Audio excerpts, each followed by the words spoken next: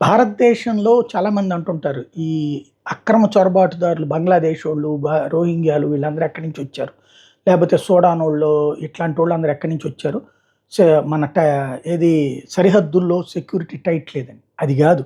వాళ్ళు ఎట్లా వస్తున్నారంటే ఐక్యరాజ్య సమితి ఇప్పుడు యూరప్ దేశాల్లో శరణార్థులు చొరబాటుదారులనొచ్చాక ఆళ్ళని శరణార్థులుగా మారుస్తుంటారు.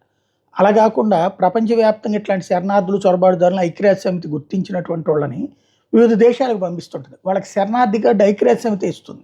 ఆ కార్డుతో వచ్చినటువంటి వాళ్ళు అక్కడ కొనసాగుతూ ఉంటుంటారు. వాళ్ళతోనే ఇప్పుడు సమస్యలు ఎదురవుతున్నాయి. ఇప్పుడు అట్లాగా ఏది యెమెన్ నుంచి వచ్చినటువంటి వాళ్ళు, లెబనాన్ నుంచి వచ్చినటువంటి వాళ్ళు, ఇట్లాగ వివిధ దేశాల నుంచి వచ్చినోళ్ళు ఉంటారు కదా!